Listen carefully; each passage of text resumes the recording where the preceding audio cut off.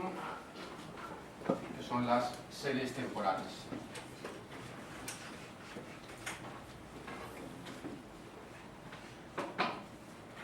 Bueno, pues una serie temporal, como su nombre indica, no es más que una toma de datos, una serie de observaciones, un número determinado de observaciones, que suelen presentarse a lo largo de una serie de intervalos de tiempo regulares y que además están ordenadas cronológicamente.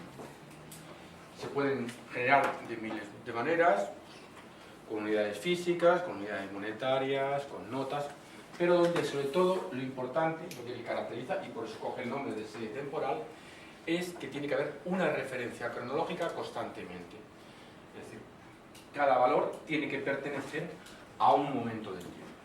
Vale, por ejemplo, si hablamos de las notas, pues las notas que van cogiendo nuestros alumnos en el año 2005, en el 2006, en el 2007, para una determinada asignatura, ¿no? Y así podríamos comparar año sobre año. O las ventas a lo largo de los trimestres, o el precio de la gasolina a lo largo de cada día. En fin, vamos teniendo la serie temporal de lo que queramos. Bien, pues lo que es interesante dentro de las series temporales es su análisis, el análisis estadístico, que se utiliza, como hemos puesto los ejemplos, para muchas cuestiones, y en particular, muy interesantemente, en la economía. ¿Y con qué sentido? Las series temporales tienen un sentido, y es intentar ver lo que está pasando a lo largo del tiempo para que el objetivo principal, que es saber qué va a pasar mañana, predecir qué puede ocurrir mañana, cómo se van a ser los comportamientos futuros en base a cómo se ha comportado históricamente ese fenómeno. Entonces, la idea es que vamos a analizar la serie y vamos a intentar ver si hay algún tipo de comportamiento o si hay algún tipo de patrón regular que me permita precisamente averiguar qué es lo que va a pasar en un futuro. Y en un futuro, eso sí, más o menos cercano. Puedo hacer estimaciones con datos de los 10 últimos años para los próximos 10, pero evidentemente, según me vaya alejando, pues estaré mucho más lejano de la realidad. Puede ser que luego tenga suerte y me coincida, pero las predicciones a largo plazo son mucho más costosas. Bueno, históricamente ha habido tres maneras de estudiar las series temporales. El primero es el modelado clásico, que no es más que, bueno, cojo la serie y la descompongo en ciertos factores que son más o menos conocidos. Uno es la famosa tendencia. Todos hablamos, pues la tendencia es al alza, la tendencia es a la baja, la tendencia es estable. Uno cuando dicen, ¿cómo van las ventas? Pues sí, estamos subiendo. La tendencia es que estamos subiendo. Un día sube, otro día baja un poquito, otro día vuelve a subir. La bolsa, pues ahora está subiendo. Llevamos unos días que está subiendo la bolsa. Estamos casi en máximos, no históricos, pero unos máximos interesantes respecto a los últimos meses. Pues parece una tendencia al alza. Se entiende lo de la tendencia en ese sentido. Hay otra faceta en las series temporales que es la famosa estacionalidad. Hoy precisamente acaban de publicar los datos de desempleo, de paro, crecimiento, y rápidamente se ha echado mano de, bueno, pero es que es un periodo estacional porque acaba de coincidir con Semana Santa y eso implica además el inicio de la primavera, se lanza toda la hostelería en la zona del Mediterráneo y en el Levante español, se tira de la estacionalidad, es un componente estacional. No ocurre lo mismo si no se hubieran dado estas casuísticas, ¿vale? Entonces, son variaciones estacionales. Luego tenemos algo que es a más largo, que es los ciclos. Estamos en un ciclo alcista, en un ciclo bajista, estamos en un ciclo de crisis. Bueno, pues eso es cuando se reitera algo a lo largo del tiempo. Por tanto, siempre estamos intentando ver esas características. El modelado clásico va a intentar buscar esos tres elementos: la tendencia, las variaciones estacionales y los ciclos, si es que puede, ya veremos.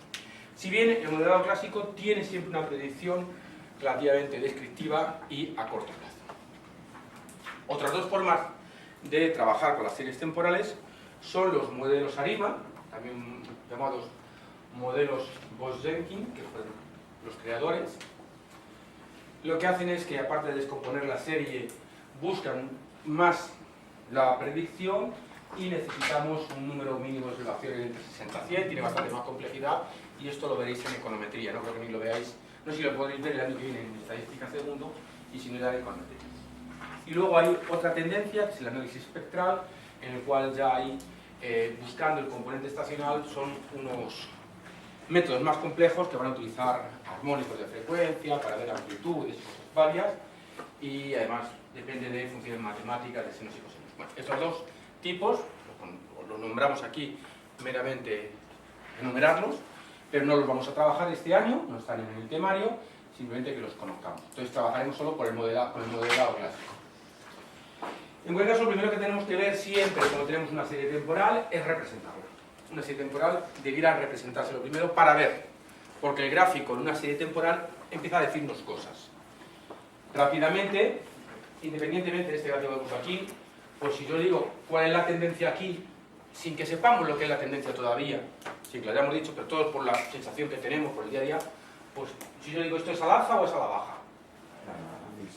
Eso es la tendencia en el fondo. Estos componentes, estos picos, pues a lo mejor son los elementos estacionales. Pensad que un elemento estacional, por ejemplo, puede ser un día de la semana. Un elemento estacional es un horario del día.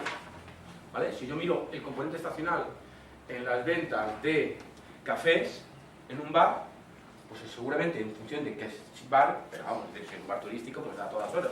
Pero si estamos en un polígono industrial, por poner un ejemplo, estoy seguro que su periodo de más vender café es entre las 6 de la mañana y las 11 de la mañana. Y a partir de las 11 de la mañana, pues a lo mejor lo que más venden son cervezas y refrescos y bocadillos, o a partir de las 10, ¿de acuerdo? Puede haber un componente estacional por un rango horario nada más. Lo que pasa es que yo tendría que ver qué serie temporal estoy estudiando y cuál es el intervalo cronológico. Pensad que el intervalo cronológico puede ser años, puede ser trimestres, meses o días. O en la bolsa estamos controlando precisamente muchas veces el horario de entrada, de apertura de la bolsa y el horario de cierre, a ver si hay movimientos fuera de la tendencia normal, ¿vale? O en los precios de la gasolina, un montón de precios que se van sucediendo minuto a minuto. Entonces, el componente es muy importante. Entonces, puede haber un componente estacional, como digo, que puede ser un día o puede ser un determinado intervalo horario. Por ejemplo, o sea, había durante un tiempo en las gasolinas que se comentaba el famoso efecto lunes, por el cual los lunes teóricamente bajaban los precios de la gasolina porque era el día que se reportaba a la Comunidad Económica Europea. Entonces, tú mirabas los gráficos y veías como que el lunes bajaba un poco los precios y luego ya volvía a subir los martes y los miércoles, ¿de acuerdo? Pues ahí hay un componente teórico estacional. Eso es lo que tenemos que buscar.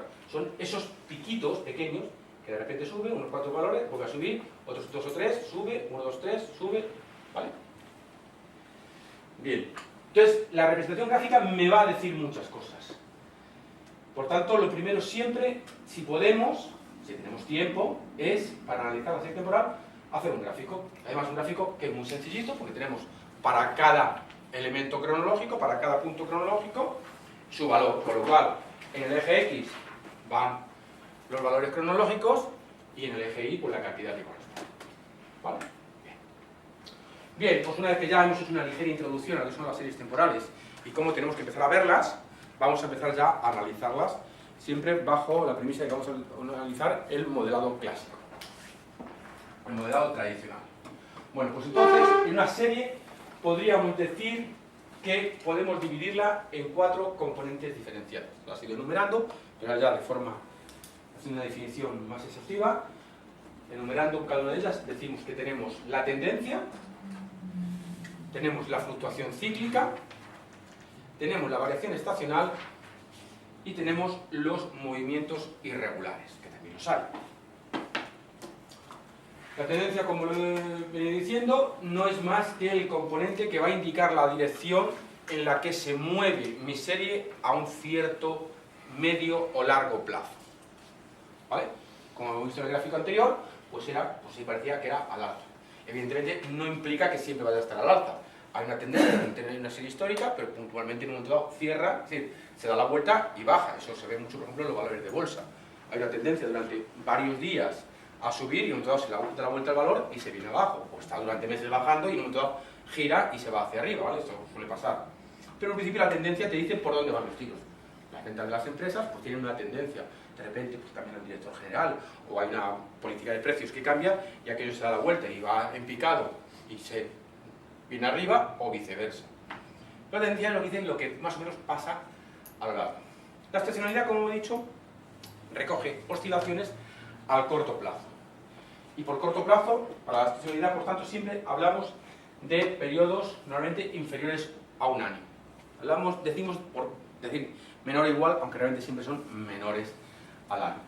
Y la estacionalidad siempre tiene que tener, teóricamente, alguna causa, algún elemento que lo genere. Puede ser, como pongo aquí, las estaciones del año, o como os hablaba antes, los días de la semana con el tema de los combustibles, o, evidentemente, podemos tener una estacionalidad, pues, no exactamente de las estaciones del año, sino del tiempo meteorológico. Evidentemente, cuando llueve, pues se venden más paraguas, es evidentemente. Entonces, si tenemos un periodo de lluvias, no corresponde con una estación, sino con un periodo de lluvias. Entonces, muchas veces tú ves que hay estacionalidad para la venta de paraguas, la venta de impermeables, pues en el mes de mayo, porque de repente viene un mes muy lluvioso, ¿vale? Pero genera ese efecto estacional. Un efecto estacional es porque pasa algo que hace que eso ocurra. Y también por temas institucionales, evidentemente. Pues, si medimos el tráfico de autobuses, pues vemos que cuando los niños están de vacaciones, pues baja tremendamente el número de autobuses que están circulando en la ciudad. Más que nada es que esos autobuses no se mueven, ¿vale? O los horarios comerciales, pues hablaba también antes de los horarios, que una cuestión estacional puede ser siempre un intervalo horario. De hecho, todos los comercios saben perfectamente, sobre todo en España, que entre las 3 y las 6 de la tarde, en ciertos meses, no venden nada.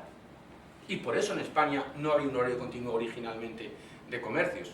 Ya nos hemos globalizado y ya estamos abiertos 24 horas o entre las 9 de la mañana y las 11 de la noche. Pero hasta antes de ayer las tiendas de barrio, hoy todavía, por supuesto, siguen cerrando porque saben que en ese periodo estacional, en el mes de junio, en el mes de julio, en el mes de agosto, no va nadie a comprar a las 4 y media de la tarde, vamos, ni de casualidad. ¿Vale? Bien, pues eso tiene que ver con esto. Es decir, la gente, evidentemente, la experiencia nos dice por qué son las cosas. Vale, el tercer factor, el factor cíclico. Recoge oscilaciones que pueden ser más o menos periódicas, pero no regulares, y que además suelen ser ya a medio o largo plazo. Siempre superiores al año. Y básicamente, cuando los encontramos, los ciclos, en el mundo económico, son debidos evidentemente a cambios de actividad económica. Entonces, se suele hablar durante los periodos de crisis, el periodo previo a la crisis, el periodo posterior a la crisis, periodo alcista, periodo bajista. Entonces, estamos en un ciclo positivo, en un ciclo alcista, suelen ser 3, 4, 5 años, un ciclo de estabilidad, un ciclo bajista, en fin, puede ser más, pero es cuando estamos hablando, pues hablamos de los ciclos. Y luego las fluctuaciones irregulares son elementos extraños.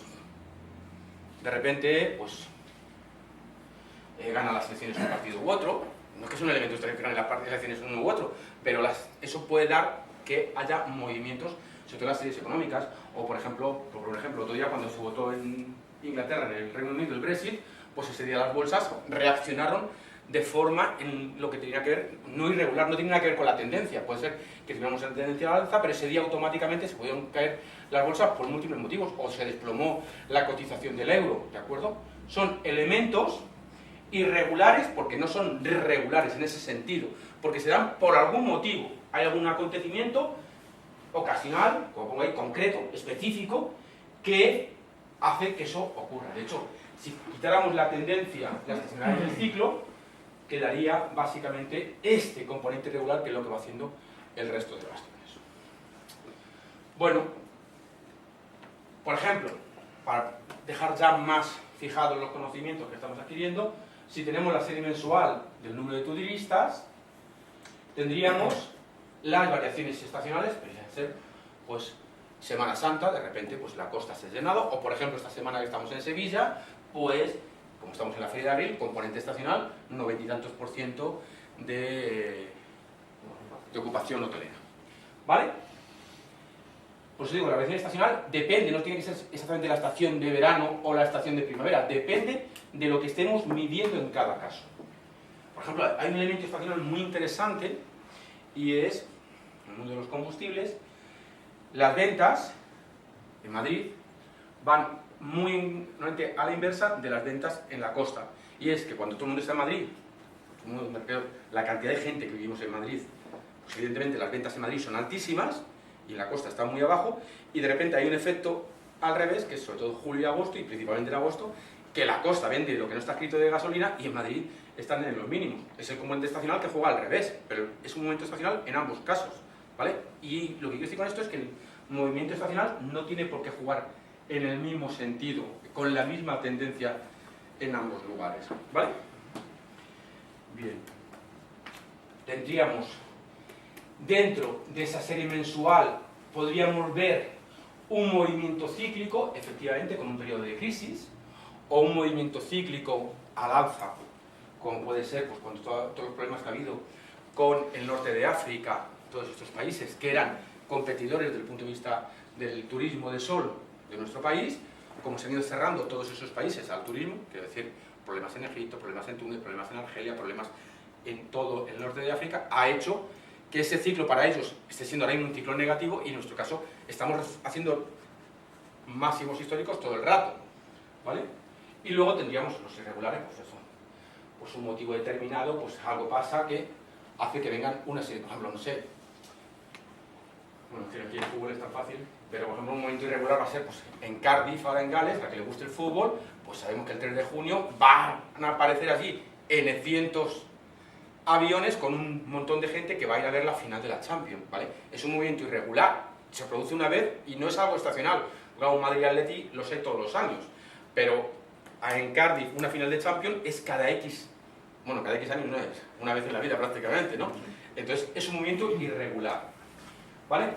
Todas aisladas esas tres, la tendencia sería la que nos daría si el turismo está creciendo, está disminuyendo. Entonces, si quitamos el problema, como en Sevilla, buscamos, quitamos el tema del verano, quitamos la Feria de Abril, vemos el ciclo con respecto al norte de África y vemos que ahora mismo en Sevilla no tenemos ningún problema, ninguna cuestión irregular, pues podríamos ver la tendencia y podríamos estudiarla. ¿De acuerdo? Intentamos estudiar las series lo más asépticas, si me permitís esta expresión, posibles. Por eso vamos estudiando cada uno de los conceptos. Evidentemente podemos mover estos cuatro componentes de la manera que sea. Entonces, no hay una fórmula que diga una serie temporal es T más C más S más I, como pone en la primera parte, que es la aditiva, o la más simple, o una que es la multiplicativa, que es la segunda, las dos primeras son las más sencillas. Por supuesto, puede darse cualquiera de ellas, cualquiera de las mixtas, o cualquier cosa que se nos ocurra, ¿vale? Y de hecho, no tienen por qué darse los cuatro componentes.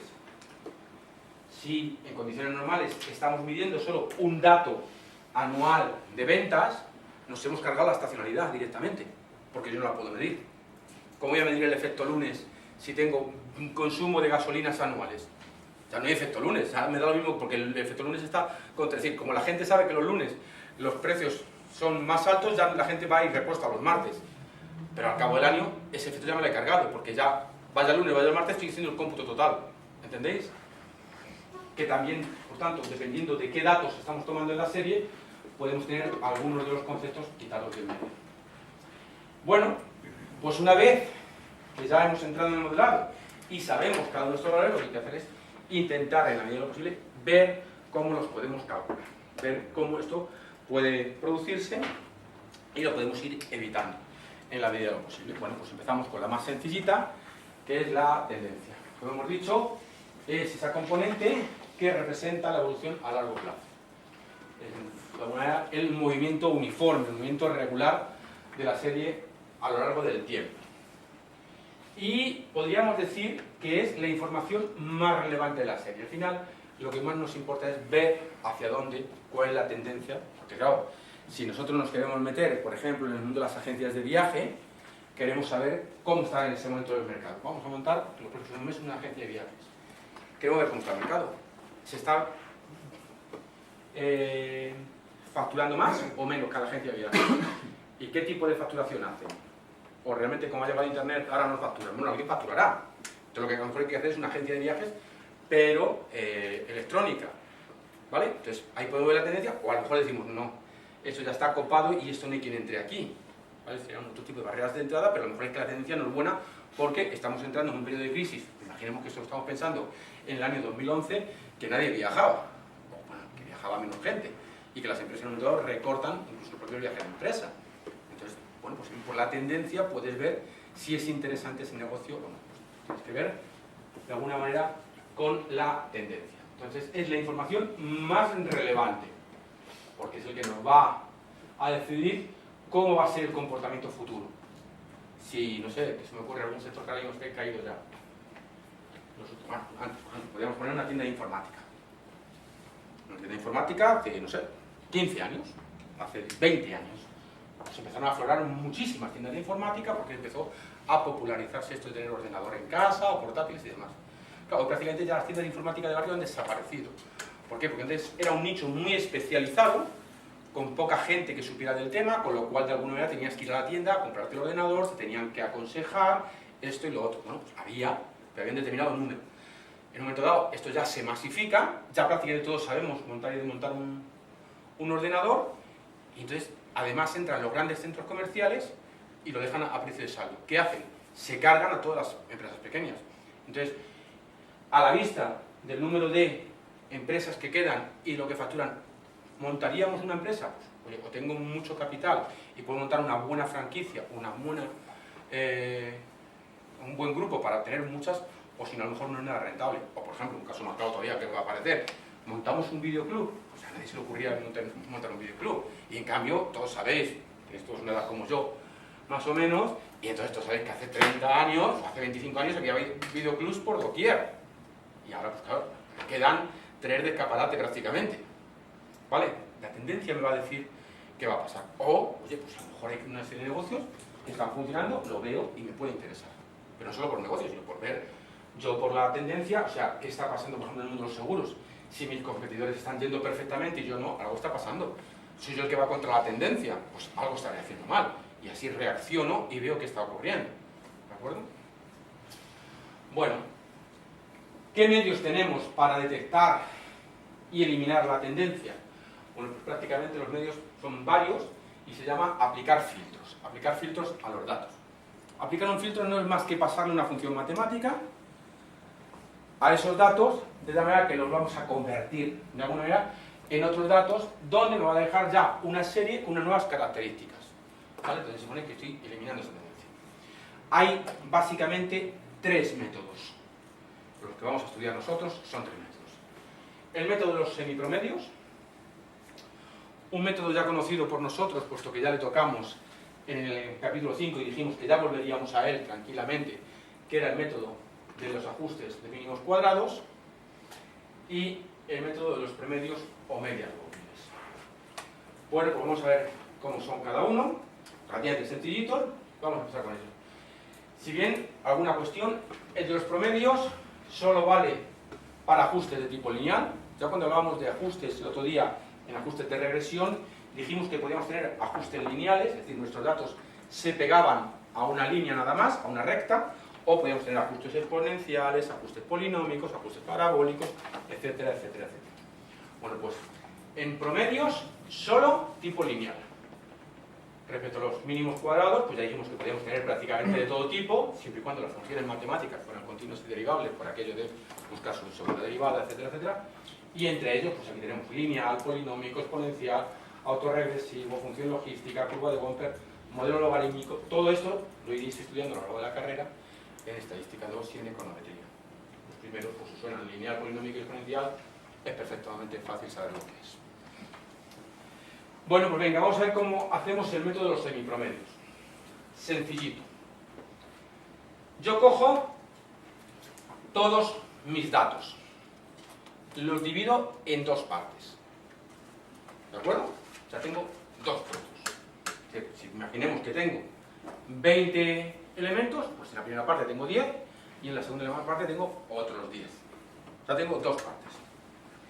Y en cada uno hallo el promedio. ¿De acuerdo? Por tanto, tengo 2 promedios. Realmente tengo el promedio de cada mitad, por eso le llamo los 2 semipromedios. ¿Vale? Porque es el promedio de la primera mitad y el promedio de la segunda mitad. Veo a qué punto cronológico le corresponde cada promedio. Y como tengo 2 puntos, y yo sé hacer, porque lo aprendimos ya en bachillerato, la recta que pasa por 2 puntos, ya tengo hecha la recta. Como veis, es muy sencillito. Vamos a hacerlo con un poquito más de gracia aquí. Yo tengo un punto, otro punto, otro punto, otro punto, otro punto, otro punto, otro punto. Vale, tengo todos estos puntos. 1, 2, 3, 4, 5, 6, 7, 8, 9, 10, 11, 12, 13, 14, 15 y 16, por ejemplo. 3, 5, 7, 8. Parto por aquí. ¿Eh? Si son impares, pues coges de la mitad, ponlo y ya está, no pasa nada. Cojo estos. y digo 2, 4, 6, 8, de momento que es más fácil de lo que parece, y hago la media de estos 8. La media de estos 8 me va a dar un cierto valor. ¿Y en qué posición pongo la media? Pues la pongo precisamente entre todos estos puntos en su mitad, que es esta de la X, ¿vale? Y imaginemos que me dé aquí. Bueno. La misma historia, por aquí. Tienes otro allí, ¿eh?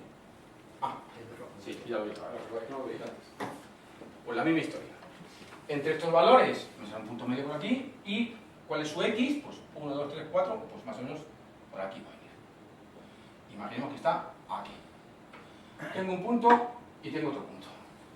Es decir, tengo una X sub 1 y tengo una Y sub 1. Tengo una X sub 2 y tengo un Y sub 2. Tengo dos pares de puntos. Y si yo os digo cuál es la recta que pasa por dos puntos, pues sabéis perfectamente que la pendiente de la recta, que llamamos B, por ejemplo, es Y sub 2 menos Y sub 1 partido de X2 menos X1, ¿verdad?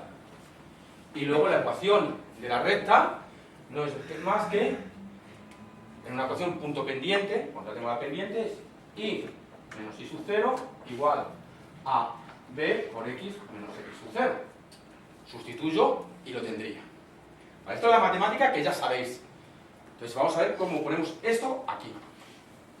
Lo que digo es lo mismo. Meto los semipromedios en la forma más rápida que hay, porque es sencillo. Yo tengo que hacer dos medias aritméticas, que ya sabemos hacer desde hace tiempo, y luego centrarlo cronológicamente. Pero lo bueno es que como los intervalos son regulares, es muy fácil. Si fueran aquí impares, me quedaría en el medio. Si son pares, le he puesto en la mitad de cada dos. Si fueran impares la totalidad, me dejo el de la mitad aquí y me voy con los otros medios. Y así voy haciendo. No es nada complicado. Divido, como pone aquí, es lo que he dicho. El método divide la serie de datos en dos mitades y calcula el promedio de cada mitad, obteniendo los valores I1 e I2. I1 e I2. Estos promedios se centran cronológicamente en los puntos medios de cada mitad. Punto medio X1, punto medio X2. Ya tengo la recta que une ambas medias o semipromedios, que son precisamente la recta que pasa por los dos puntos en la línea que estamos buscando. Pues vamos a empezar a hacerlo. Tenéis 1, 2, 3, 4, 8, 12, 16 numeritos que tenéis que sumar. Tenéis que coger los 8 primeros, mirad bien cómo están colocados los datos, porque como siempre los datos no tienen por qué estar como vosotros pensáis. Los sumáis, es muy fácil, tenéis que sumar los 8 primeros y tenéis una media. Tenéis que sumar los 8 segundos y tenéis otra media. Y luego tenéis que dar algún valor a los trimestres para saber cómo los centráis, que eso es la única parte que os tenéis que inventar. Y quiero que ahí veáis cómo lo inventáis. Quiero que lleguéis a ese punto.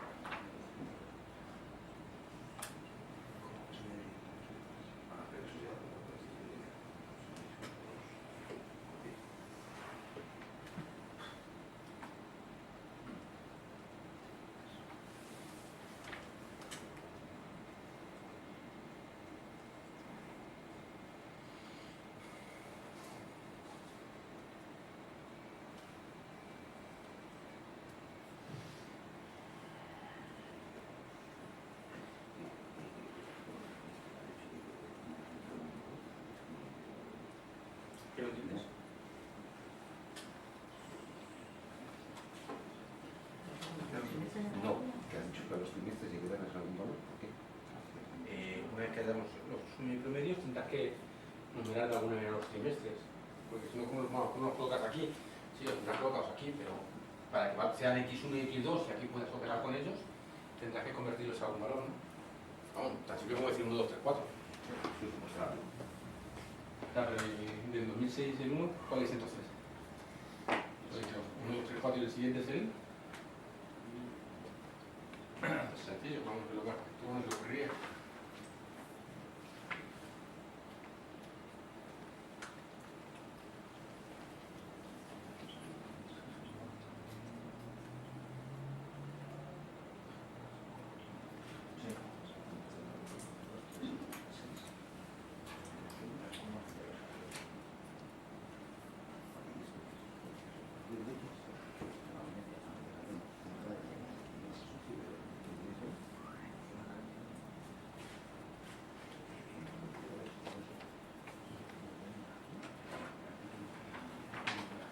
Pues historias que tenéis. Trimestre 1, aquí. 1. Y tenéis 2063, ¿no? En el trimestre 2 tenéis 2154. En el 3, 2200, lo que sea. En el 4, lo que corresponda. Y en el siguiente, ¿cómo le llamáis? Aquí lo tengo que coger. Ah, bueno, sí, no, lo tengo que coger así, pero no. Tienes que coger bien. Pero ¿cuál es el siguiente? Si este es el 1, este es el 2, este es el 3, este es el 4, ¿esta observación cuál es? La 5, no hay más. Si tenemos, sabemos que estamos jugando con el mismo intervalo, que eso es una de las cosas que hemos dicho al principio. El intervalo cronológico es siempre el mismo, lo que no vale es mezclar.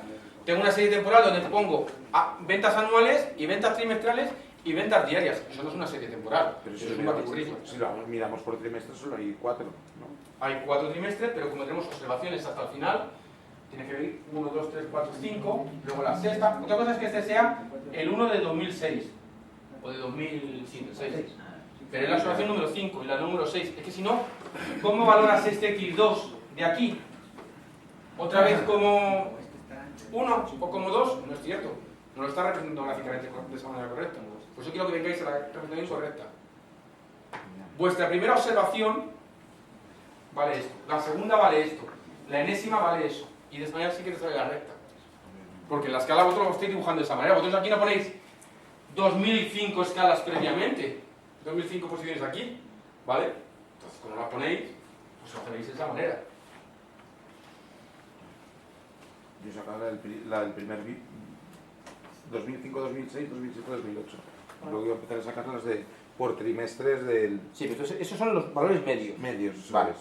Este es el medio del 2005 más 2006. Y esta es la del 2007 2008. Muy bien. Ya te falta sacar los valores. Hemos dicho, paso 1. Que este método tiene 3 pasos. El método divide la serie de datos en 2 mitades y calculamos el promedio de cada mitad. Vale, eso he hecho yo. Y 1 y 2. 7, 8. Ahora, segunda parte. Estos Vale. promedios se centran en los puntos medios de cada mitad para obtener X1 y X2. Eso es lo segundo que tengo que hacer. ¿Quiénes son X1 y X2? Eso es lo que quiero que me contestéis. ¿Qué valores os dan para X1 y para X2? 4,5 y 12,5. Eso es así que me gusta. ¿Vale? Porque es la mitad justo de donde están. Si esto mide 1, 2, 3, 4, 5, 6, 7, 8, pues esta está la posición en el medio, 4,5. ¿Vale? Y esto lo mismo será en 12,5. Espera, disculpa, que yo eso no lo acabo de entender. Sí. ¿Dónde está el 4,5? Sí, vamos a ver. Tú estás buscando un nuevo punto dentro de la nube de puntos. Tú tenías los puntos negros. Vale. Y estás buscando. Primero sacas I1 e I2. Esos son muy fáciles porque escoges la mitad de las observaciones, haces su media aritmética y tienes I1. Vale. Coges la mitad de las observaciones, haces su media aritmética y tienes I2. Vale. Si en tu serie bidimensional, porque esto en el fondo nos podemos retrotraer al tema 5, frecuencias bidimensionales, tú tuvieras X1, por ejemplo, 7, 9, 10, 12, 14, pues sabrías perfectamente cuál es el punto medio. Sí. Lo colocas y no tienes ningún promedio. Pero como aquí tienes de momento elementos cronológicos que no se pueden sumar, porque ¿cómo vas a sumar año 2005 más año 2007? Hombre, sí, la media es el año 2006. Pero cuando tienes trimestres, ¿cuál es la media entre 2004 y 2005 y 2006? Pues es el punto medio. Entonces buscas el punto medio, pero desde el punto de vista del eje cartesiano de las x. Entonces, a la primera observación que tengas, sea la que sea, le das el número 1. A la segunda observación le das el número 2. Y así sucesivamente. Y ahora, ¿cuál es el punto medio de estas 8? Cuando tienes la 1, la 2, la 3, la 4, la 5, la 6, la 8, no es la 4, pues eso sería desde 0 hasta... ¿Vale? El punto medio está aquí, en el 4 y medio, que es la mitad de los trimestres. Y lo mismo pasa con este que está en el 12 y medio. Porque como no lo veis todavía. Vamos a ver. El punto medio, ¿cuántas observaciones tiene que dejar a cada lado? 4 y 4. 4 y 4. 4 y 4. Y cuando teníamos una mediana entre el punto medio, ¿qué hacíamos? Pues la metíamos en el medio. Este más este entre 2. 4 más 5 entre 2. Y en este lo mismo. 12 más 3 entre 2, 12 y medio. ¿Vale? Y ya tenemos el x1 y el x2. Si ya tenemos y1 y 2 y tenemos x1 y x2, ya podemos sacar la pendiente. Recordad que nosotros lo que buscamos en todo momento es una recta que sea de la forma y igual a A más bx, ¿verdad? ¿Recordéis? Que eso ya lo vimos en su momento. La ecuación que nosotros buscamos es la A más bx. Bueno, la b ya la tenemos alcanzada. Y la A, bueno, pues la A basta con hacer esto y con la ecuación punto pendiente me tiene que salir la A, porque es despejar.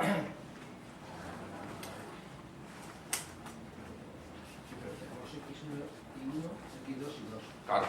Entonces, bueno, es que esto es genérico para cualquier punto.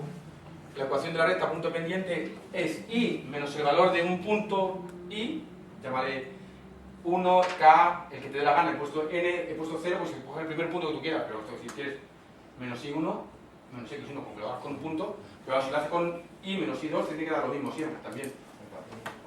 Te tiene que dar, estar dando siempre en todo momento lo mismo, porque se supone que estás utilizando la misma pendiente para esos puntos.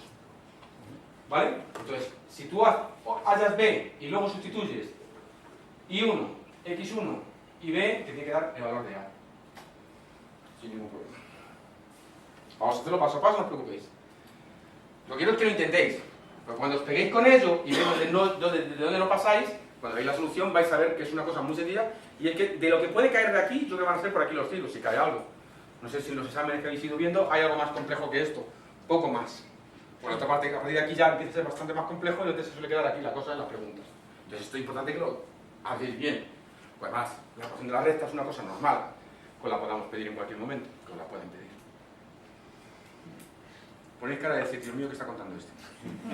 No sé si es que nos ha pillado una hora muy temprana y a las 7:30 está ahí más despiertos, más cansados, pero más despiertos. A ver, básicamente, tenemos i1 y 2, x1, x2. Sí. ¿Alguien ha llegado a sacar la recta? ¿Alguien ha sacado b al menos? Sí. Bueno, si tenemos b, tengo todo. B.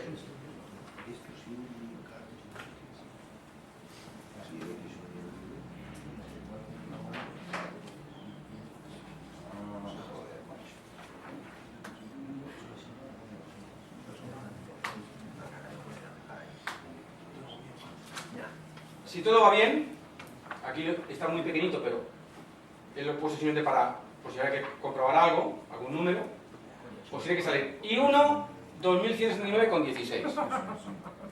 E I2 os tiene que dar 2376,07. ¿Os da eso a alguien? Sí. Vale. Vale. Luego hemos dicho, como centro, centramos entre el cuarto trimestre de 2005 y el primero de 2006, que es el elemento mediano, ¿no? El elemento central. Recordadlo, dejamos la mitad a cada lado de observaciones, eso es lo que buscamos. Siempre dejar la mitad a cada lado. Entonces, para eso estamos utilizando la mediana. Como son un número par, pues cogemos la media. Si fueran un número impar, cogeríamos ese valor. Bien.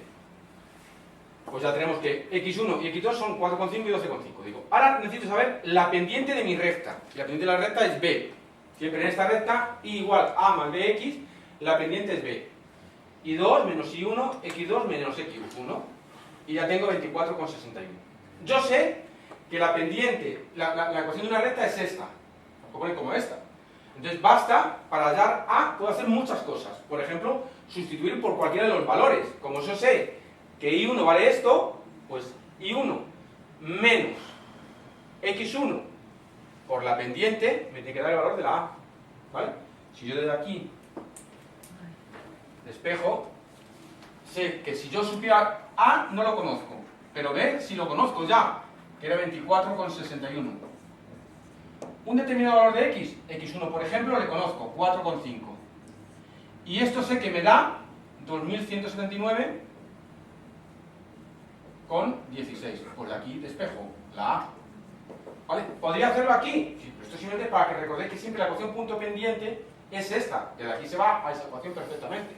Entonces, ya tengo la a, 2068,40. Entonces, puedo escribir mi recta igual a 2068,4 más b, que lo conozco, 24,61 por el x. Es decir, el i sub t que yo quiera predecir mañana es en función de ese x sub t. Imaginemos que es para el trimestre que está aquí, pues será por 17, por 18, por 19, por 20, por lo que yo quiera. ¿Vale? Entonces, en función de ese 17, 18, 19, 20, me irá saliendo el nuevo punto i. Es decir, para nuevos valores de aquí, iré teniendo estos puntos, los que correspondan. ¿Se entiende lo que estoy haciendo? ¿Cómo lo estoy prediciendo? ¿Bien? ¿Vale? Bueno, pues si esto ha quedado más o menos claro, que es importante que lo revisemos, cojo todos mis datos, hago dos mitades, de cada mitad saco la media aritmética, hallo las medianas para cada grupo de datos, es decir, los centros, eso significa. Y una vez que tengo dos pares de puntos, x1 y x2, hago la línea, la recta, que une dos puntos. ¿Qué diferencia hay de esto con la regresión lineal en la que hallamos la recta también, que es la fórmula esa del sumatorio de A? Bueno, pues que aquello era para ecuaciones y nos valía para cualquier... eso lo estamos haciendo para un montón de números de puntos.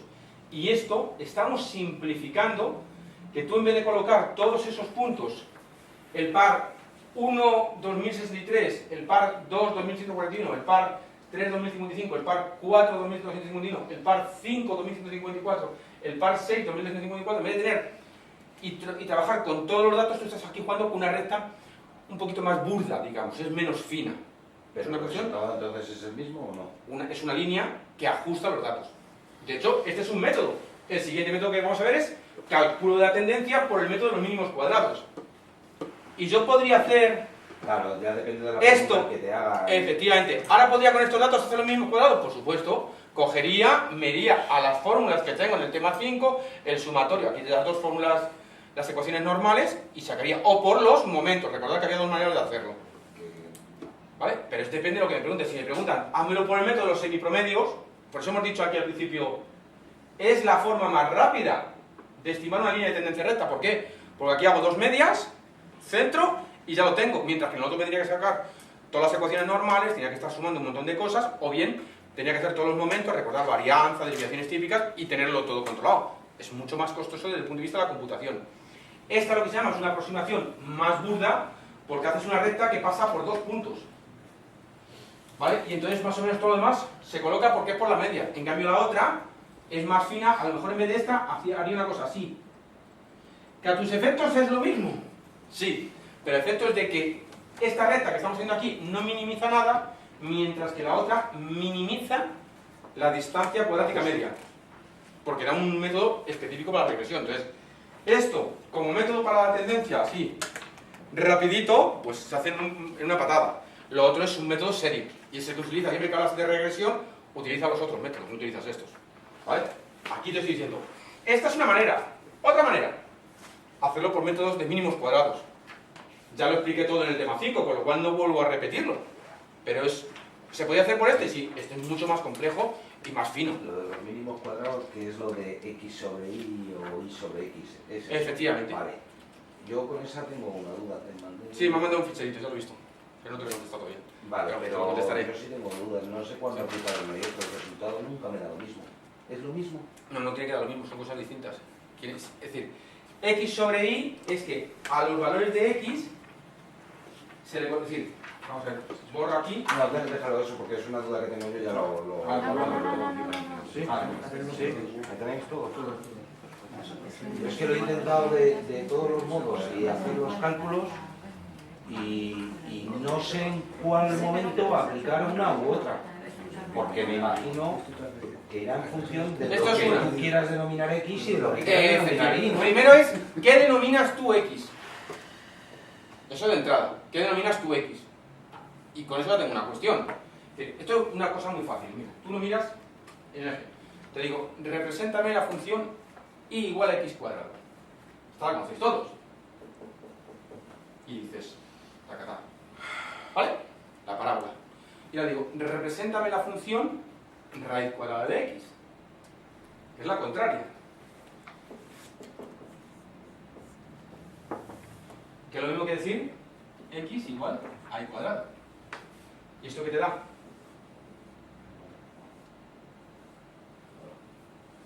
¿Vale? ¿Es lo mismo? No. ¿Es parecido? Sí, pero no es lo mismo. Depende quién está en función de quién. ¿Vale? Aquí entraríamos en el tema de las funciones inversas desde el punto de vista matemático. Haciendo esta analogía, me vengo aquí ahora. Borro esto para que esto es una introducción, que no os líe, simplemente para que sepáis que no es lo mismo, que es muy parecido, pero que no es lo mismo. Aquí lo mismo. Ahora yo tengo que decir si es y igual a más bx o es x igual a más bi. Y esta b y esta b no son distintas, perdón, y esta A y esta A son distintas en las ecuaciones. Por supuesto, van a dar resultados distintos. No van a ser las mismas rectas. ¿Vale? Es decir, si yo pongo aquí que para el 1 me dé el 10, para el 2 me dé el 11, para el 3 me dé el 12, no es lo mismo que para el 10 me dé el 1, para el 11 me dé el 2 y para el 13 me dé el 3. Son parecidas, pero van a tener cosas distintas. Y además, yo cuando esta recta la aproximo y esta recta la aproximo, su pendiente no tiene por qué ser lo mismo. ¿Vale? ¿Se ve eso? Las pendientes pueden ser incluso inversas, perfectamente, cuando tengamos un número negativo por medio. Entonces, los resultados que te van a dar si haces una u otra son, para que te digan iguales, tiene que darse el caso que estés prácticamente en la recta, que al 1 te dé el 1, al 2 el 2 y al 3 el 3. Que en el fondo de la función matemática, cuando la función y o f de x es igual a x. Vale. Entonces ahí sí queda igual, pero si no es ese caso nunca te da igual. El criterio está claro, que se supone que se dice en función de los valores de x, halláme la y, es una fórmula. Eso es lo más normal. O venga, si me lo dicen al la revés. y, vale. ¿Y cómo lo haces tú en un ejercicio? O sea, en uno de los ejercicios, yo mido además por uno de los ejercicios que hay en el examen, en el cual me da uno de los valores y en función de ese valor tengo que hallar el otro. Bien, dicho eso, tu primera decisión es decir cuál es la x y cuál es la y. Correcto. Venga, pero lo puedes hacer con lo que tienes ahí. Sí. Bueno, pues haciéndolo de un método y haciéndolo del otro, uno te da una de las fórmulas del examen y el otro no. No tiene nada que ver. Pues entonces Tienes que hacer los dos. No, lo normal, para ver cuál aciertas. Lo normal. Haces el primero, no te aciertas, digo, pues voy a utilizar otro método. Entonces, no sé exactamente qué criterio tengo que utilizar para... Tengo que mirarlo porque sé que me lo han mandado, pero como hemos estado en el puente y demás, no lo he rematado. Pero te lo tengo que mirar. Tú piensas algo tan simple como decir, yo tengo y igual a 5 más 7x. Es una función de la recta. Sí, pero... Si tú ahora te le pones al revés, despejaría la x en función de la y, ¿qué Correcto. harías? Y menos 5 Correcto. partido de 7 Sí. es igual a x. Sí. Eso es lo que tiene que pasar. Daros cuenta que aquí Sí, bien. la a es 5 y la b es 7. Aquí de entrada ya tendrías un séptimo de y menos 5 séptimos igual a x. Con lo cual tienes que a es menos 5 séptimos. Te das cuenta que aquí era 5. Y que b es un séptimo, que es la inversa. La pendiente suelen ser las inversas siempre. ¿Vale? Pero la constante también es distinta. Suele ser una partida de la otra. Pero... Entonces, date cuenta que son dos rectas completamente distintas.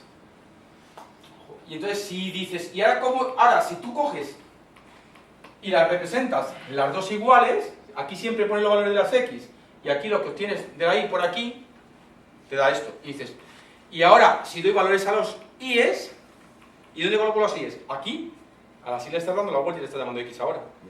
Es que es una cuestión de notación y de qué estamos considerando.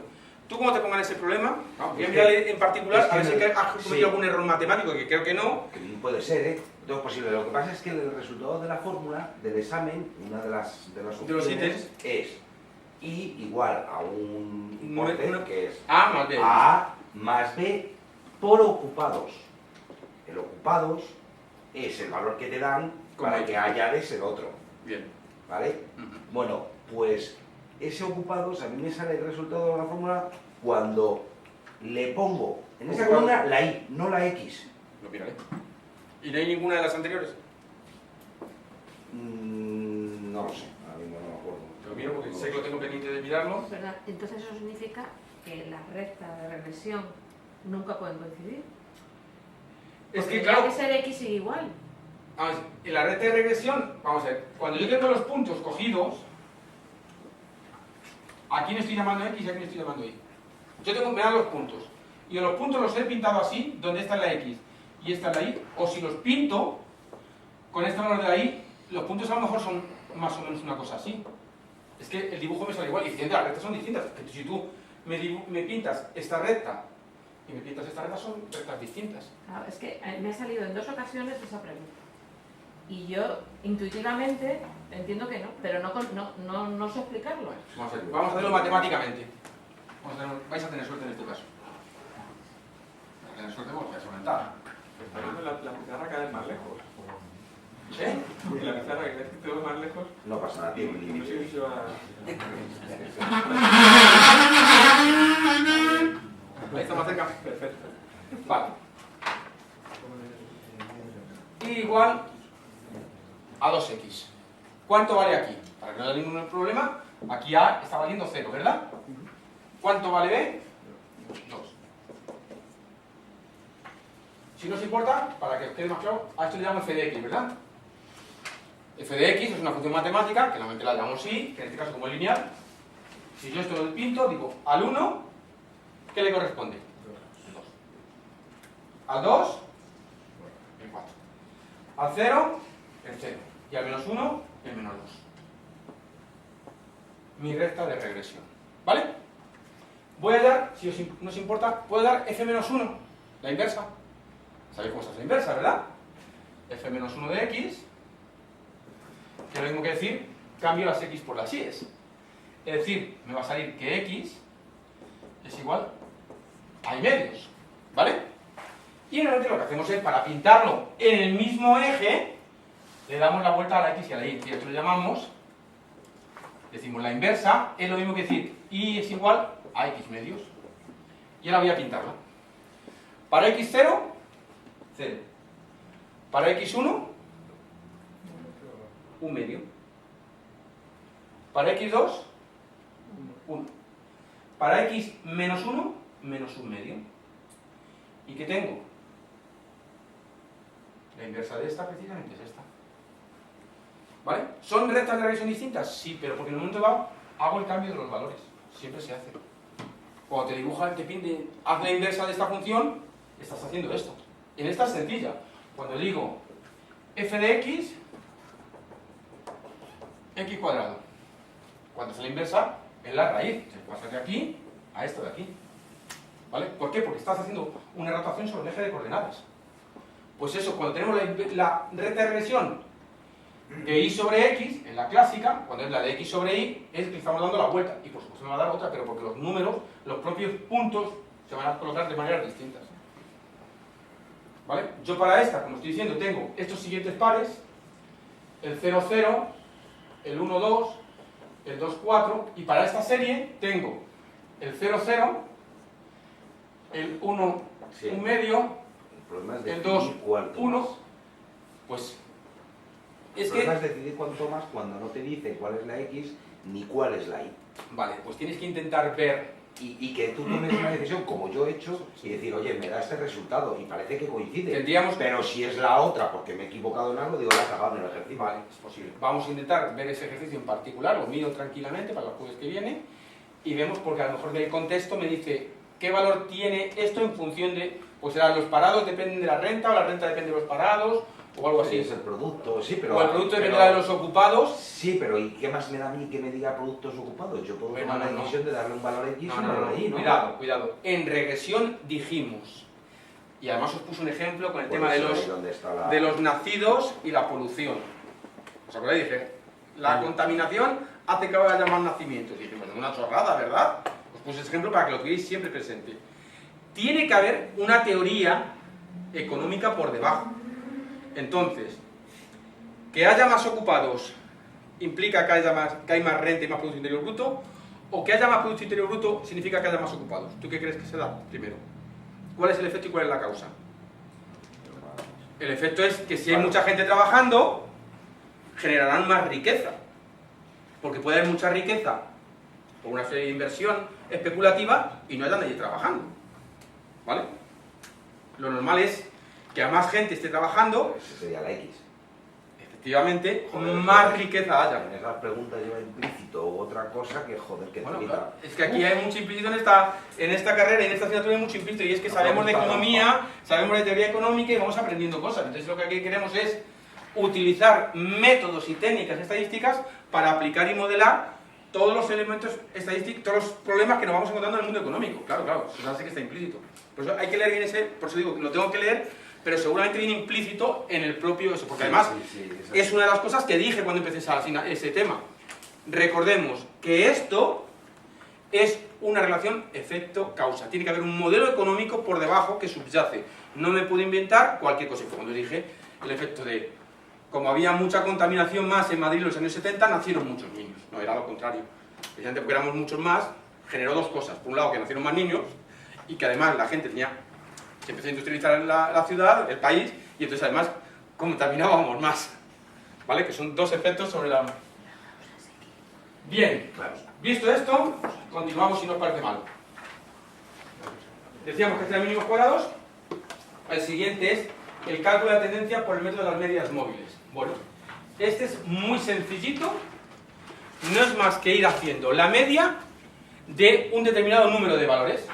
Por ejemplo, digo, voy a hacer la media para tres observaciones. Entonces lo que hago es que siempre voy cogiendo el valor primero, el anterior y el posterior, si son 3. Si son 5, pues cojo los 5 primeros. ¿Y eso a quién se lo imputo? Claro, el problema es, como tengo que coger los n primeros, ¿a quién se lo imputo? Se lo imputo siempre al elemento primero de los de la mediana, en este caso. Pues claro, no se lo puedo imputar a la observación 4,5, no existe observación 4,5. Entonces, lo vamos a ver con un ejemplo, que es lo más sencillito. Tiene dos inconvenientes, tiene alguna ventaja, y es que es muy flexible, que es muy fácil de calcular, porque son una media de 3 valores, de 5 valores, de 7 valores, lo que queramos. Tiene dos desventajas, quiero reseñarlas porque a veces las preguntan, y es, en este caso siempre tengo pérdida de información. Si yo tengo n observaciones, podré calcular n-2, o n-4, o n-6 nuevos valores, porque siempre pierdo la mitad por el principio y la mitad por el final, la mitad del orden que yo esté. Es decir, si yo tengo un promedio de 3, como empezamos en enero, necesito enero, febrero y marzo para sacar el valor de febrero. Luego necesito febrero, marzo y abril para sacar el de marzo. Marzo, abril y mayo para sacar el de abril. Es decir, ¿qué pasa? Que con 3 pierdo 1 al principio, pero cuando llego al final de la serie, digamos que para diciembre del último año necesitaría noviembre, diciembre y enero del mes siguiente, pero no le tengo, con lo cual el de diciembre no le puedo calcular. Eso cuando estoy jugando con una media de 3. Si el orden es de una media de 5 o de 4, pues necesito enero, febrero, marzo y abril para dárselo a febrero. Pero cuando llego al final me pasa lo mismo. Si es de 5, pues pierdo 2 por el principio y 2 por el final. Si es de 12, pierdo 5. ¿Me entendéis? Hay pérdida de información. Y segunda desventaja. ¿Y quién decide cuál es la buena? ¿La 3 o la 5? ¿O la 7? Bueno, pues esto es a gusto del consumidor. ¿Vale? Por ejemplo, en bolsa se juega mucho con estos promedios móviles, con la media móvil. La media móvil de los 20 últimas cotizaciones, o las 10 últimas cotizaciones, pero eso ya también van por los analistas de bolsa que deciden cada uno dar su prioridad a sus clientes de invierte porque la tendencia dice que la media de los últimos 20 días esto va hacia abajo o va hacia arriba. Y entonces juegan no con los picos diarios, sino con la tendencia suavizada de las últimas 20 sesiones, ¿vale? Bueno, la idea sería ajustar una tendencia por el método de las medias móviles con 3 y 5 periodos. Es muy sencillito, con lo cual lo voy a pasar, quiero que lo veamos, pero para poder avanzar. ¿Qué haría? El primero que me piden, pues cogería Enero no le puedo calcular, porque no tengo el anterior. ¿Vale? Me voy al siguiente, febrero. Como me piden 3, sería este más este más este, 17, 19, 36 y 20, 56 entre 3, 18 y algo. Pues aquí me tiene que valer un 18 y algo para este valor. Siguiente, cojo 19 y 20, 39, 53, pues aquí 17 y algo. Y así sucesivamente. Ya tengo el de 3. El de 5, cogería enero, febrero, marzo, abril y mayo. Y esos 5 ya se lo pondría al elemento central, que es marzo. ¿Vale? Y así sucesivamente.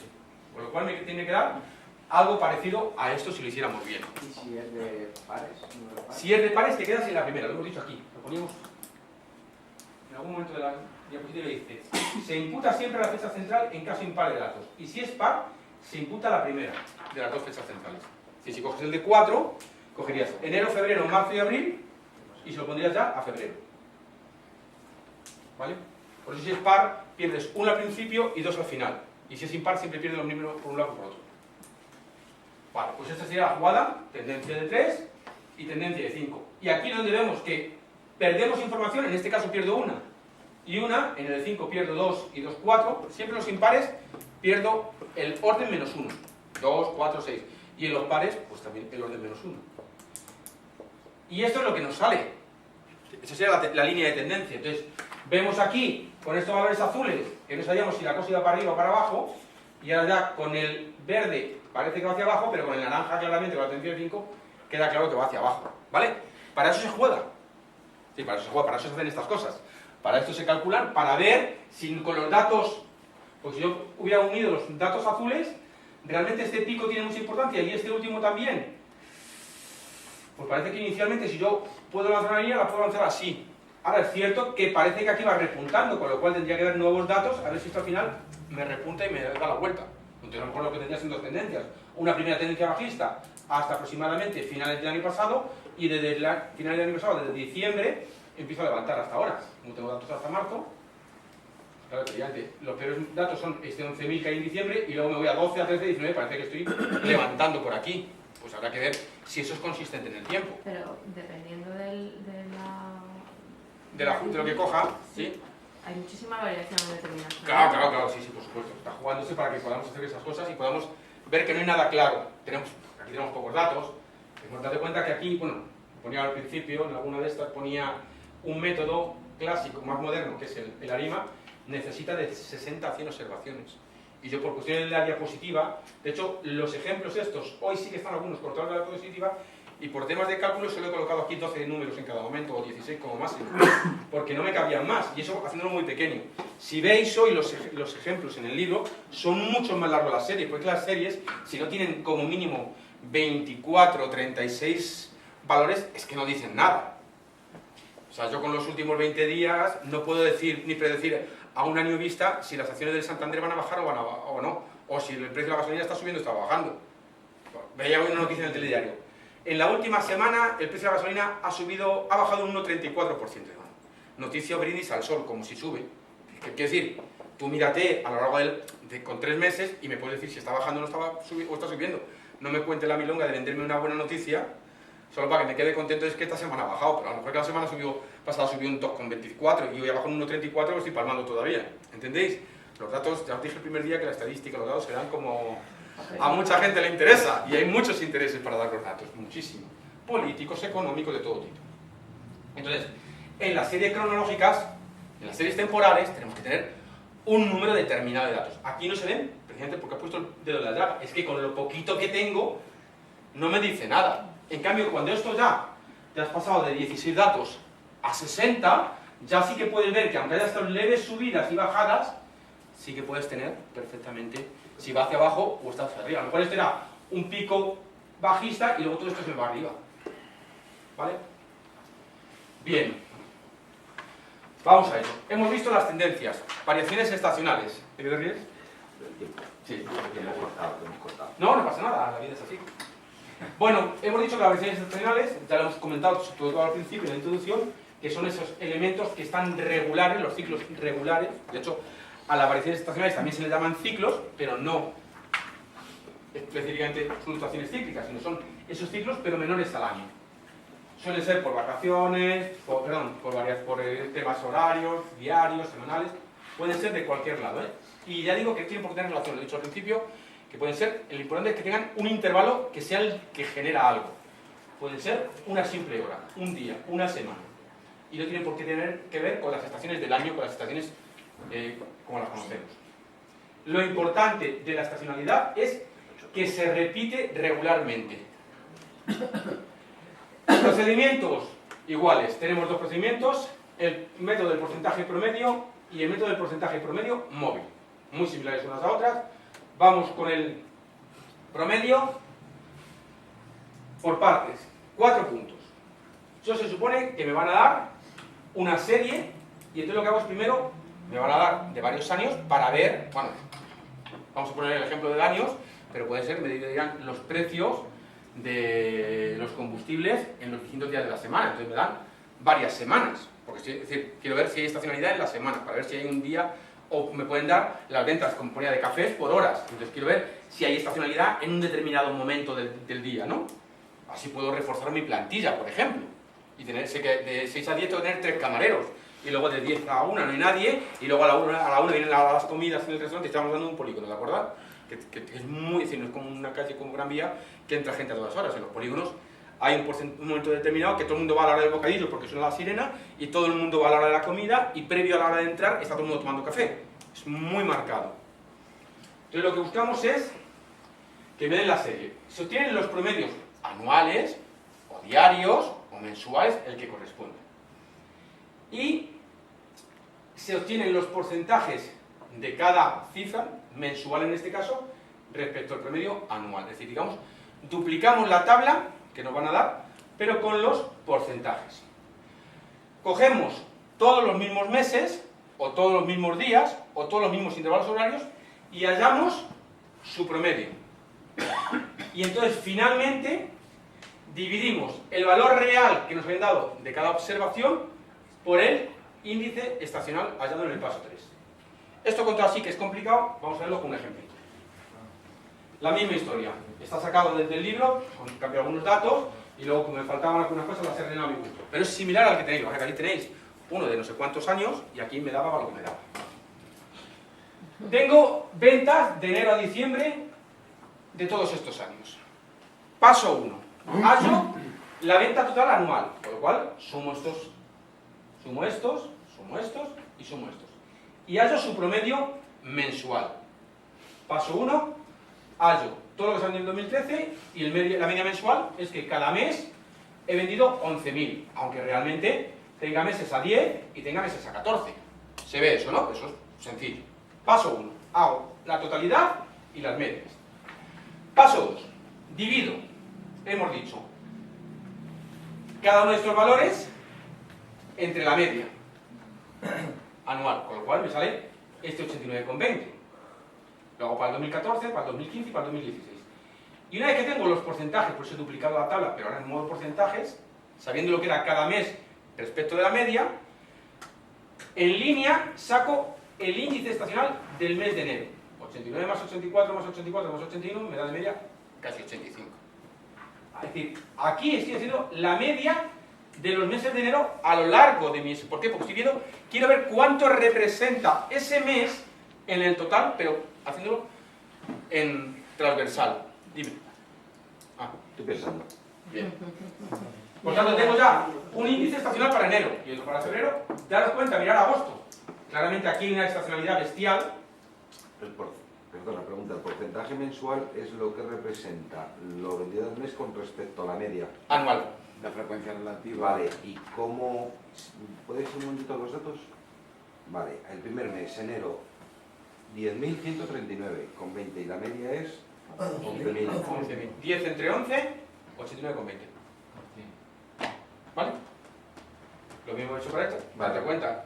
Agosto. Sí, pero 14.000. 14.000 entre 11.000, el 123,98%. ¿Vale? Y de esta manera que estoy sacando, pues que agosto tiene un índice muy alto. Y ahora divido los valores de ventas reales, estos, ¿entre qué? Entre el índice estacional. Y entonces me sale la media ajustada. Y entonces te das cuenta que ya me varía mucho menos. He ajustado quitando la estacionalidad. Y esto es teóricamente lo que se vendría. Esto es un artificio que se hace... ¿Para qué? Para quitar la excepcionalidad, precisamente. Exactamente. Para quitar la excepcionalidad, porque además los valores...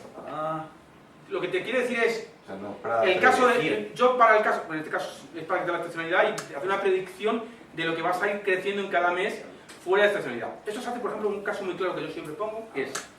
El año pasado, la Semana Santa cayó en marzo. Este año la Semana Santa ha caído en abril. Las ventas de los hoteles del año pasado fueron en marzo 100.000 y en abril 50.000. Y este año han sido en marzo 60 y en abril 105. Hemos crecido, hemos bajado, dices, bueno, uno ha subido y otro con una bajada, entonces lo que hay que hacer es la serie desestacionalizada y es cuando compruebas si estás creciendo o no estás creciendo. ¿Vale? Se hace para eso. Para ver que como hay efectos, que otra vez me cae Semana Santa mitad en marzo y mitad en abril. La propia Feria de Abril, ya que hemos puesto también el ejemplo. Normalmente la Feria de Abril tiene un nombre que se llama Feria de Abril. Pero este año casualmente empezaba el 1 de mayo, porque las ferias siempre empiezan el lunes. Este año especialmente además ha cambiado la regla para que empiece el fin de semana. ¿Qué te aporta? Hombre, tú te aportas... O sea, ¿qué interés tiene el hotel en vez de hacer el anual? Bueno, para saber la meta, te voy a hacer otra aportación y va a ser política. Hoy hemos dicho que han salido los datos del paro.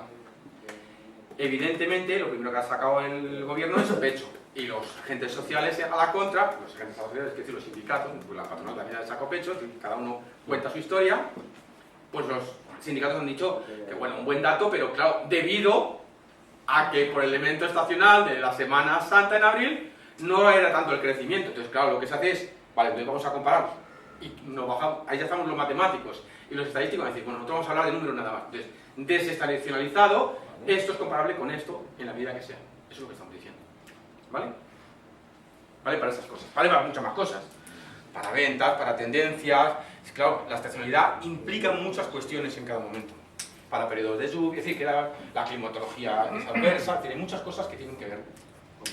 Y la gente en los países consume en función de muchas cosas. Entonces, hay muchas más funciones, como veremos más adelante, en el marketing, en muchas cuestiones que nos interesa ver las series cronológicas, ver la tendencia y en función de la tendencia haremos una serie de decisiones o no.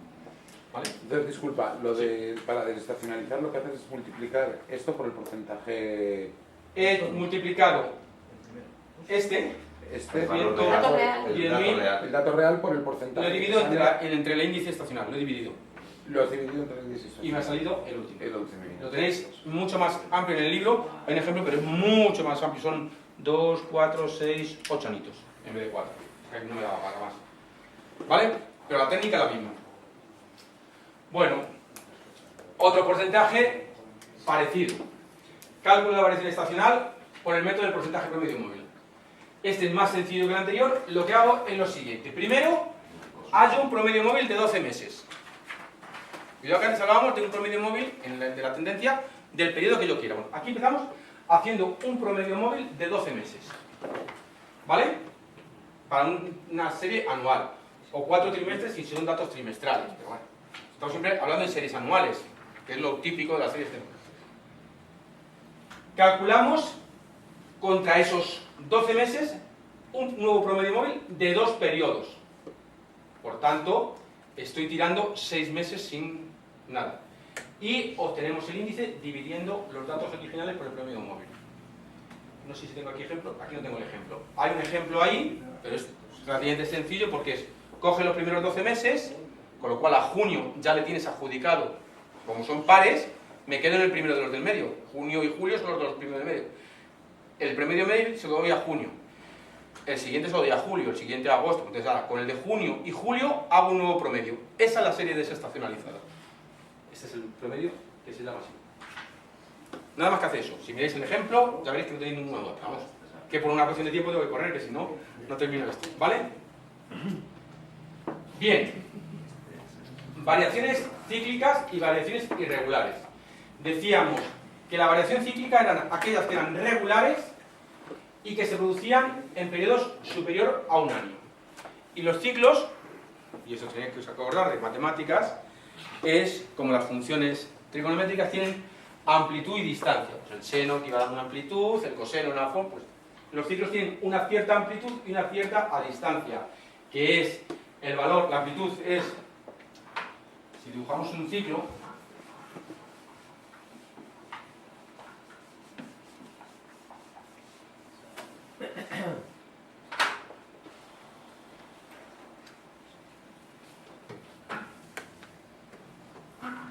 podemos decir que un ciclo es una cosa así, ¿vale? Más o menos. La parte que va hacia arriba, la parte que va hacia abajo, se llama ciclo porque en el fondo, si lo pudiéramos pegar, es como una circunferencia. Una vuelta entera, ¿no? Esto es lo que se llama amplitud. Lo que tal, cuando hablamos del seno, lo que hablamos del seno es 0, efectivamente es así. El coseno, como sabéis, es este. Va a la contra, ¿vale? Son funciones cíclicas, periódicas. Pues esta es la misma historia, basado en ese tema, pues tenemos la amplitud, que es esta distancia entre el 0 y luego está la distancia o la altura del ciclo, ¿vale? Pues ya está. Esto es lo que tenemos que ver en los ciclos. Podemos tener, por supuesto, distintos ciclos. Es decir, los ciclos no son iguales. Puede haber un ciclo alcista de 6 años y un ciclo bajista de 3. Y luego un ciclo de estabilidad. Es decir, que no es una función matemática que diga crisis, 7 años de crisis. Periodo de bonanza, 7 años de bonanza. Crisis, los otros 7. Esto no, ya nos gustaría tener esa fórmula a los economistas, a los políticos y a todos, ¿no? Siempre se decía, bueno, esta crisis, al principio se decía, en 3 años la hemos ventilado, nos decían, y ya en el 11, tenemos brotes, y luego ya no había brotes, era peor todavía, y ahora no vamos a salir hasta el 16, no, hasta el 17, no, hasta el 18, y todos los días nos dicen que pasó mañana. ¿Por qué? Pues porque es muy difícil predecir, porque depende de muchas circunstancias, porque depende de muchos factores, en este caso factores políticos, externos, etcétera, etcétera. Pero quiero decir con esto que puede haber un ciclo de medio plazo, otro de largo plazo, es decir, la serie temporal puede tener distintos ciclos juntos.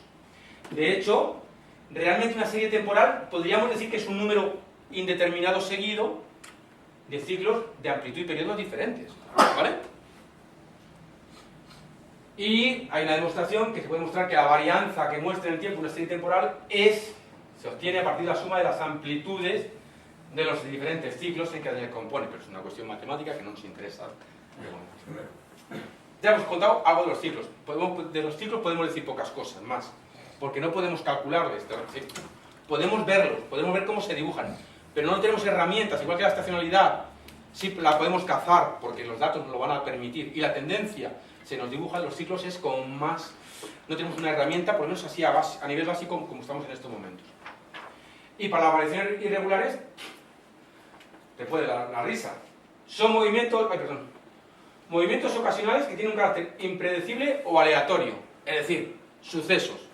Se vota Brexit, gana Trump, gana Rajoy, está a punto de ganar Podemos. Es decir, todo eso afecta, cada uno le afecta de una manera determinada y hace cosas que se comporte económicamente en función de sus creencias, de sus intereses, en función de que piensa que puede ganar ahora o puede perder, me refiero económicamente hablando. Entonces, claro, estas variaciones, como veo aquí, hay variaciones incluso que pueden ser efecto calendario, que sea un día festivo, una huelga, un paro, una bomba. Es decir, hay un montón de elementos que generan esos elementos irregulares. Bueno, para quitar esos elementos regulares tenemos lo que llamamos las suavizaciones exponenciales. Tenemos métodos de suavización exponencial. Eso ya es relativamente complejito y solo vamos a ver esta primera. Aunque, en el tiempo también. No me da tiempo. Lo dejo aquí, que me queda un minuto. Os lo cuento la semana que viene, con más tranquilidad. Porque no lo voy a contar y no va a ser mucho. Disculpa una pregunta, el examen hay que enviártelo por mail, ¿no? Hay que enviármelo por mail, sí, para ya esta semana monto el grupo de WhatsApp, de Dropbox y empiezo a colgar los que ya me han ido llegando este fin de semana, que ya me han llegado bastantes. Yo te lo mando esta mañana. Ya lo he visto. Yo pensaba Pero alguna pregunta no... No, las que no están respuestas, no están respondidas y las podemos ver el próximo día, no, el último día. Es que ya me perderé y ya... Intentamos solventarlas todas el último día. Es que da lo que da. Damos lo que damos todos. Para la PEC. Es que esta semana ha sido para la PEC. ¿Cuándo es la PEC? Hoy. Hasta mañana. Todo es, para hacerlo todo en Excel. Todo en Excel. La vida. Bueno, chicos, pues la semana que viene más.